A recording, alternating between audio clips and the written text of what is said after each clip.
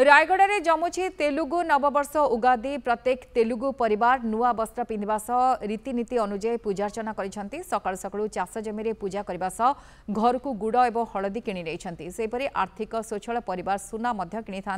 विश्वास रही एगुड़िक घर को आणले वर्ष तमाम परिवार शुभ होता है। निम्ब फूल गुड़ और आंब को नहीं पाचेड़ी भोग प्रस्तुत करते भोग लगा जिबा परे परिवार प्रत्येक सदस्य एकाठी बसी सेवन करथांती। उगादी को नहीं जिलार विभिन्न स्थान में उत्साह थिबा बेले मंदिर में मध्य प्रबल जनसमागम देखा मिली। तेलुगु संप्रदायर नूतन वर्षर आरंभ जहाँकि उगादी कहले प्राय तेलुगु अंचल जानती गुणपुर अंचल रही उत्सव मुखर तो एने तेलुगु संप्रदायर कौन विधि व्यवस्था रही तो किसी तेलुगु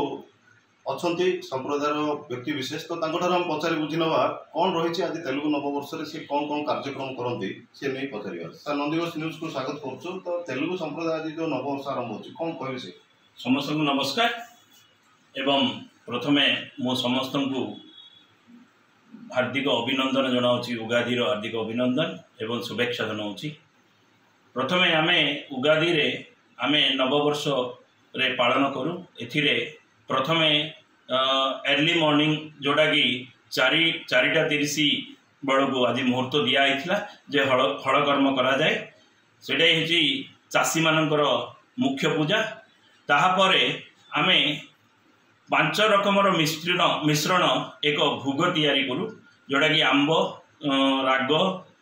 खट्टा मिठा सबू मिसिकी जोड़ा कि आमे ए वर्ष सबू जाक फेस करने आमे निश्चय कहीं कारण खट्टा मिठा एवं राग लुण सबू मिश्रित गोटे पदार्थ जोटा कि उगादी पाचेड़ी कह जाए सीटा आमे सेवन करूँ प्रथमे तापरे पूजा अर्चना करूँ लक्ष्मी पूजा करूँ तापरे आमर क्षमता अनुसार आमे नुआ वस्त्र परिधान करी तापरे आमे नुआ जिनस किणवाई जाऊ जोड़ा कि सुना हो रूपा हो जो चीनी हो गुड़ हो जार क्षमता अनुसार से किणती एवं उत्सव मुखरे थांती। एटा हूँ आमर उगादी पालन उगादी समस्ते भल थांतु एवं समस्ते खुशी रे थांतु। जय जगन्नाथ। आपण देखुले गुणपुर अंचल रे केवल रही उत्सवर माहौल तो रायगड़ा जिला जेहेतु आंध्र ओडिशार सीमांतवर्ती जिला एठारे तेलुगु परंपरार अधिक लोक बसवास करती तो जेहेतु तेलुगु परंपरार लोक अधिक बसवास करती एठारे किभली उगादी उत्सव पालन कर तार उदाहरण देखुले। तो रायगड़ा जिला गुणपुर जनार्दन महापात्र रिपोर्ट नंदीघोष टीवी।